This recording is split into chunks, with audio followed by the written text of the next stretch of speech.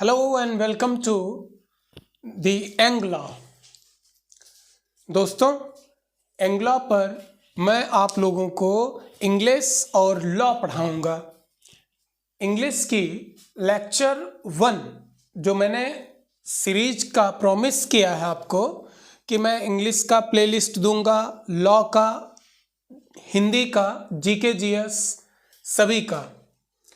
तो उसमें से इंग्लिश का L1 जो कि सिलेबस मैंने PCS जे के परस्पेक्टिव से इंटरप्रेट किया था इसी बोर्ड पे, वो चला गया है। नाउन की क्लास मैंने रिकॉर्ड की थी बट मिस्टेक हो गया था मुझसे, तो जो माइक था वो स्मार्टफोन की जगह ऊपर हो गया था तो उससे आवाज़ नहीं आई। आज हम नाउन का सेम सीरीज L2 जो अब तक आप लोगों के पास पहुंच गया होता, बट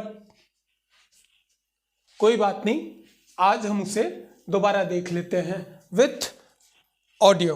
ओके, लेट्स स्टार्ट। तो हम आज पढ़ेंगे लेक्चर 2 जो कि पार्ट्स ऑफ स्पीच का नाउन सेक्शन है।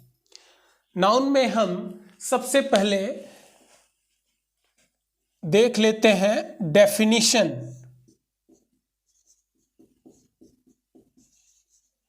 कि नाउन कहते किसे हैं। NOUN, noun. नाउन को हम कहते हैं संज्ञा, और संज्ञा को हम एक तरह से कहेंगे कि हम किसी व्यक्ति, वस्तु अथवा स्थान को कोई संज्ञा दे देते हैं, जिसे हम कहते हैं कि कोई नाम दे देते हैं। संज्ञा मतलब नाम। जैसे अमरीश पुरी को मोगैम्बो की संज्ञा दे दी गई, अमजद खान को शोले फिल्म में काम करने पर गब्बर सिंह कहा जाने लगा। निकनेम्ड हो जाते हैं, उपनाम या संज्ञा कह लीजिए। तो नाम देना ही हुआ ना। The character is given a specific name by which he is well known. संज्ञा मतलब नाम, नाम मतलब नेम। तो अब जाकर के हम ये कह सकते हैं कि नाउन जिसे हम संज्ञा या नाम या फिर अंग्रेजी में नेम कहते हैं, इसी के आधार पर हम डेफिनेशन क्रिएट कर सकते हैं। और डेफिनेशन गोज एज क्या, कि जो हम ट्रेडिशनली पढ़ते आए हैं कि किसी व्यक्ति, वस्तु अथवा स्थान के नाम को संज्ञा कहते हैं, इस बात को थोड़ा सा पलट दिया जाए। यहां पर हम कहेंगे, एक और चीज ऐड करेंगे नेम में। आपका जो नाम है ये आपकी क्या हो जाता है, आइडेंटिटी, राइट। आपका नाम आपका आइडेंटिटी हो जाता है। Your name is your identity. आपका जो नाम है ये आपकी क्या है, पहचान है। हम अगर कहें कि 100% पहचान किसी की करनी है, तो इसमें आपके कई पक्ष हो सकते हैं। पढ़ने वाले आप सभी संज्ञानी व्यक्ति हैं, इसलिए मैं इसे थोड़ा सा इलेबोरेट करके बता रहा हूं। किसी व्यक्ति की पहचान क्या होगी, या कौन कौन सी चीज, एस्पेक्ट होंगे आपकी पहचान। एक तो हम कह लें मोटे मोटे तौर पर पहचान को अगर हम डिवाइड कर दें तो उनमें से कुछ एलिमेंट हैं जिनके आधार पर हम किसी व्यक्ति की पहचान करते हैं। उनमें से है आवाज, वॉइस। किसी व्यक्ति की आवाज एक किस्म की पहचान होती है। अब गीत मुकेश गा रहे हैं, रफ़ी गा रहे हैं, या किशोर दा गा रहे हैं, सोनू निगम या अनु मलिक या फिर और अन्य, तो उनके आवाज के आधार पर उनके आवाज के आधार पर हम क्या करेंगे, उसको उनके आवाज के आधार पर पहचानेंगे। ठीक है,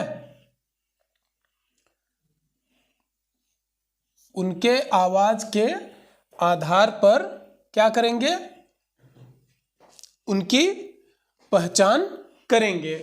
ठीक, दूसरा फीचर यानी चेहरा। तीसरा क्या है, तीसरा क्या है,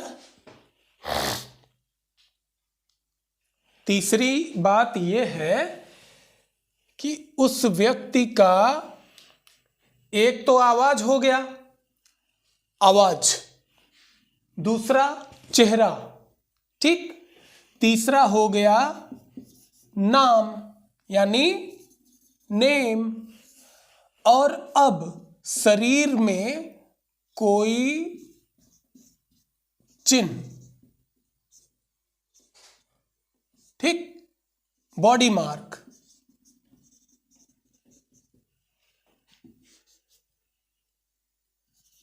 चाल,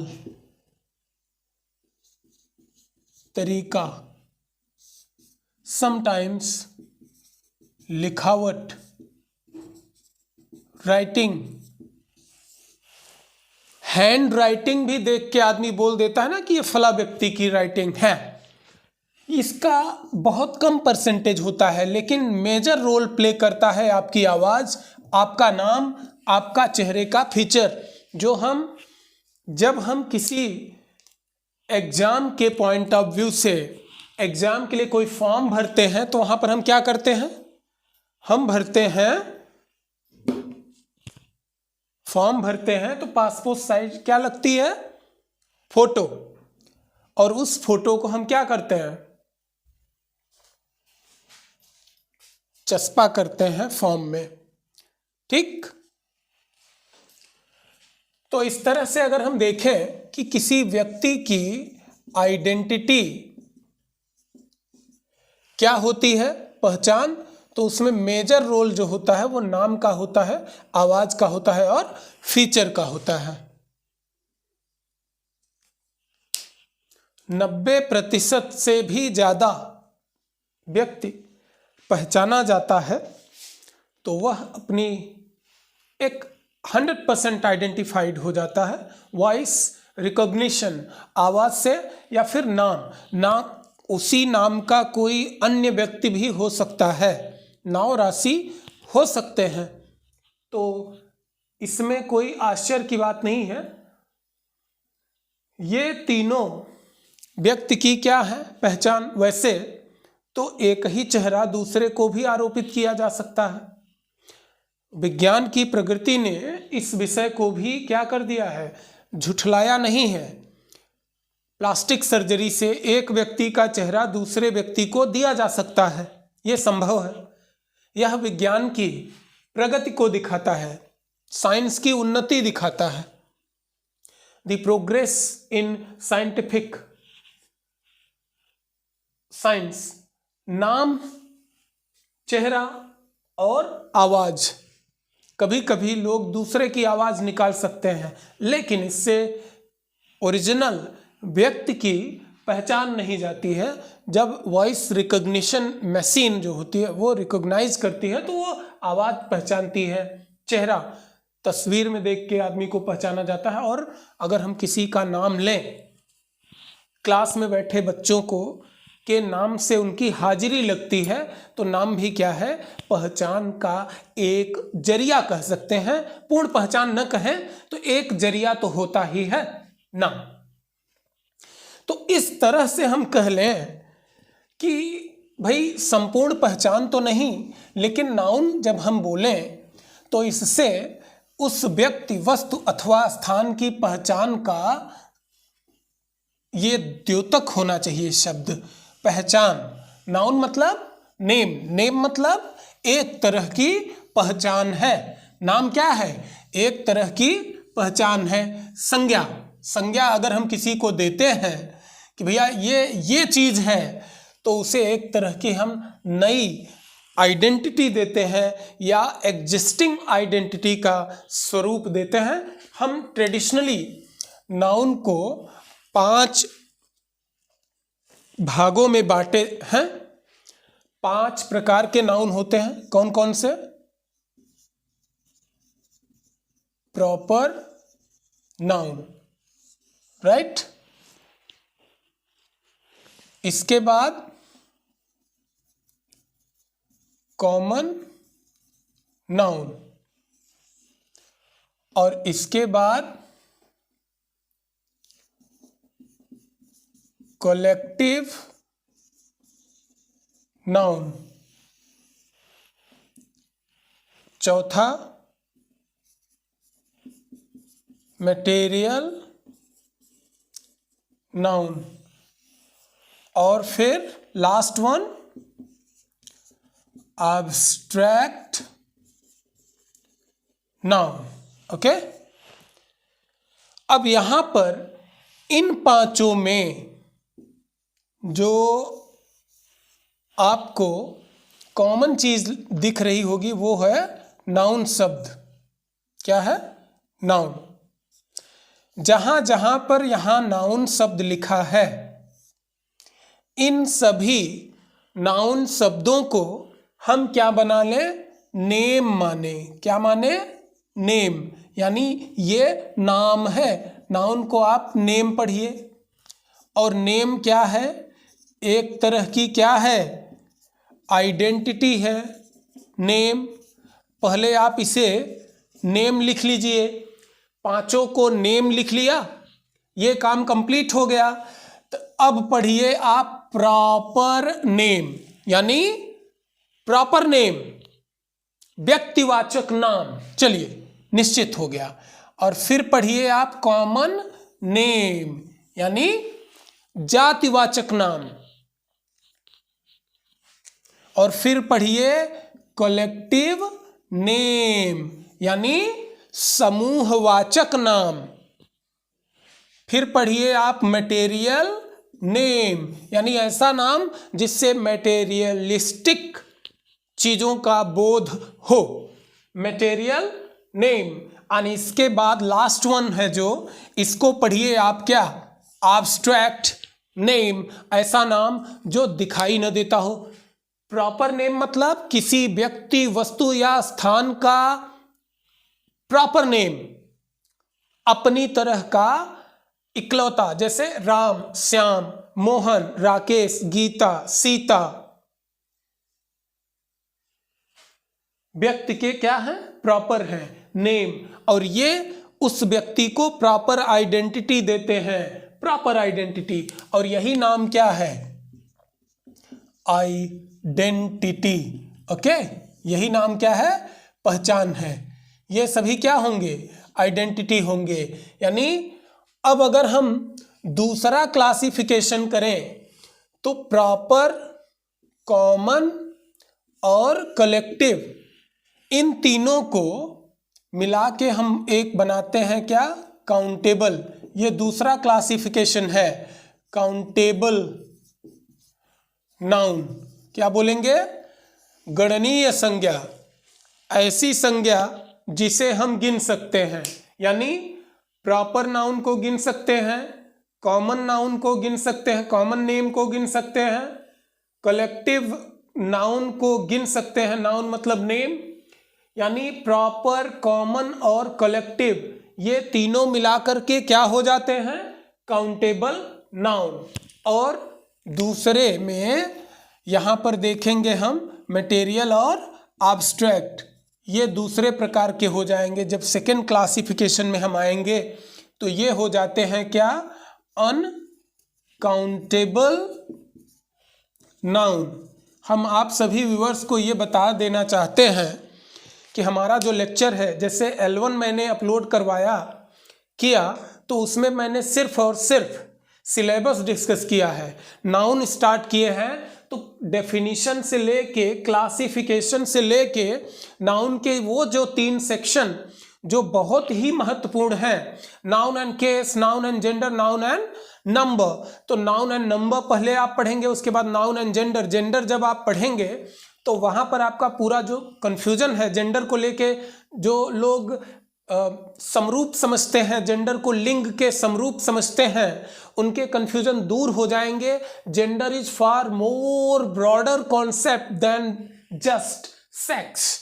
तो जेंडर का सेक्स से कोई लेना देना नहीं है, किसी का पुरुष अथवा स्त्रीलिंग होना, ठीक, वो जेंडर नेवर डिटरमिन्स सेक्स। तो वहां पर वो कंफ्यूजन दूर करना है। बहुत ही ब्रॉड वे में लेक्चर डिलीवर करेंगे, माइनर चीजों को भी नहीं छोड़ेंगे।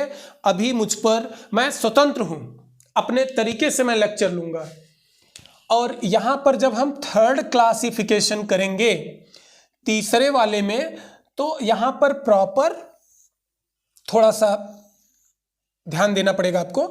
कॉमन, कलेक्टिव और मटेरियल, इन सभी को मिला देंगे तो ये वो नाउन है, जैसे प्रॉपर, कॉमन और कलेक्टिव और मटेरियल, इन चारों को एक समूह में रख लेंगे। मान लीजिए एक समूह में हमने रख लिया, अब ये हो गए क्या, concrete noun. Concrete noun, noun माने नेम, यानी दृश्यमान संज्ञा, राइट।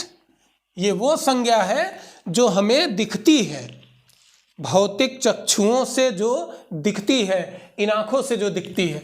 और ये लास्ट वाला जो है, इसे आप दूसरे प्रकार में जान लीजिए। यहाँ भी थर्ड क्लासिफिकेशन में भी नाउन 2 प्रकार का होता है, और ये जो है इसे हम एग्जाम पॉइंट कह लीजिए, इसे आप एग्जाम पॉइंट कह लीजिए। ये है काउंटेबल नाउन और अनकाउंटेबल नाउन।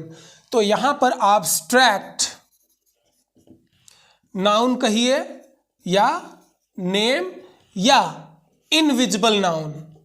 इनविजिबल नाउन यानी यहां पर जो चीजें होती हैं वो हमें दिखती नहीं है, इसलिए हम कह सकते हैं कि ये इनविजिबल संज्ञा है या नाउन है। या यहां हम उन चीजों के बारे में बात करते हैं, ब्रह्मांड के उन एंटिटी के बारे में बात करते हैं, उस द्रव्य वस्तु के बारे में बात करते हैं, कॉन्सेप्ट के बारे में बात करते हैं, आइडियाज के बारे में बात करते हैं, अमूर्त चीजों के बारे में बात करते हैं, जो एक्चुअल में सेंस के through our, which are sensed through our sensory vision, जिसे हम देख नहीं सकते, छू नहीं सकते, सिर्फ और सिर्फ महसूस कर सकते हैं। उन एंटिटीज के बारे में हम बात करेंगे। कहां पर, एब्स्ट्रैक्ट नाउन में लास्ट वन।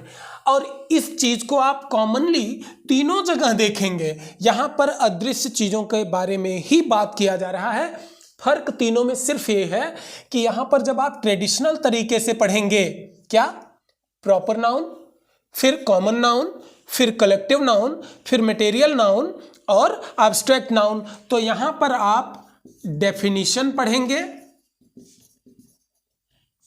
यानी परिभाषाएं सबकी, और प्लस पहचान करना, आइडेंटिफिकेशन, और क्या कर लेंगे आप, प्लस काइंड्स,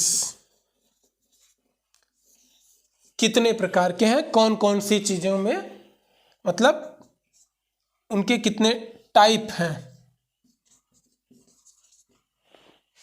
ठीक। और अब बात करते हैं हम एग्जाम पॉइंट की। यहां पर काउंटेबल नाउन और अनकाउंटेबल नाउन, ये दोनों एग्जाम पॉइंट हैं। काउंटेबल नाउन जिसमें प्रॉपर नाउन, कॉमन नाउन और कलेक्टिव नाउन आएगा, तीनों। अनकाउंटेबल में 2 चीजें, मटेरियल और भाव, ये दोनों गिने नहीं जा सकते, ठीक, इनको मेजर किया जाता है। अब दिखने और न दिखने के सवाल पे जो ग्रामेटिस्ट हैं 21st सेंचुरी के, उन्होंने ये एज्यूम किया कि जो चीज़ें दिखती हैं उसे हम कॉन्क्रीट नाउन कहेंगे और जो नहीं दिखती हैं उसे हम एब्स्ट्रैक्ट या इनविजिबल नाउन के संज्ञा देंगे। तो इस प्रकार से 21st सेंचुरी में ये दो ग्रुप बन गया, क्या, कॉन्क्रीट नाउन और एब्स्ट्रैक्ट नाउन। इवन अब we use it in every walk of our life. हम जो टर्मिनोलॉजी यूज करते हैं यहाँ पर एब्स्ट्रैक्ट और कॉन्क्रीट दो रूपों में हम संपूर्ण ब्रह्मांड को देखेंगे। जो चीज़ें हमें दिखती हैं, जिसे हम छू सकते हैं और महसूस भी कर सकते हैं, उसे हम दृश्यमान मानते हैं, जानते हैं। जैसे मैं, आप, वस्तुएं, कुर्सी, मेज, टेबल, तो इसे हम देखते हैं, इस पर यकीन करते हैं, इसके अस्तित्व पर। लेकिन ऐसी वे चीज़ें जहां हमारा विश्वास होता है कि यह विचार, यह आइडिया, ये चीज़ें एग्जिस्ट करती हैं, लेकिन हम उसे देख नहीं सकते भौतिक चक्षुओं से और ना ही छू सकते हैं, सिर्फ कॉन्सेप्चुअलाइज करते हैं थ्रू आवर फिजिकल सेंसेस या विजन्स, या हम एज्यूम कर लेते हैं, तो उसे हम मानेंगे क्या, एब्स्ट्रैक्ट नाउन। चलिए अब एक आखिरी बात, चूंकि यहां पर हमें आज L2 में क्लासिफिकेशन ही देना था, यह है आपका छोटा लेक्चर L2 इंग्लिश, राइट। ठीक, बहुत हड़बड़ा के और बहुत जल्दबाजी करके हम आपको नहीं पढ़ाने वाले हैं। इत्मीनान से स्टडी वे में आपका लेक्चर जाएगा। नाउन के बारे में एक आखिरी बात कि ब्रह्मांड की ऐसी कोई चीज नहीं है जो संज्ञा के अंतर्गत नहीं आएगा। संज्ञा में सब कुछ समाया हुआ है। ये पांचों पांच अलग अलग नाम है। इसी 5 नेम में संपूर्ण ब्रह्मांड की सारी चीजें आ जाती हैं। तो हम बात कर रहे थे डेफिनेशन की। डेफिनेशन आज लिखेंगे नहीं, हम बोल रहे हैं, 2-3 बार बोल देंगे। आप सभी वीडियो को पॉज करके या सुन करके उसे लिखने का प्रयास करें। Anything which is given a name becomes noun. I repeat, anything which is given a name becomes noun. हर वो चीज जिसे कोई नाम दे दिया गया है वो संज्ञा हो जाती है। एक बार फिर से मैं बोलूंगा, हर वो चीज, हर वो वस्तु, वो चाहे व्यक्ति हो, वस्तु हो या स्थान हो, ब्रह्मांड में यही तीनें एग्जिस्ट करते हैं।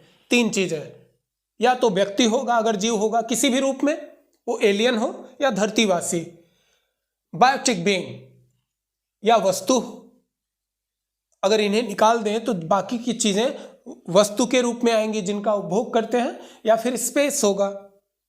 वस्तु के अंतर्गत ब्रह्मांड के पिंड भी आते हैं, बॉडी, सेलेस्टियल बॉडीज, राइट।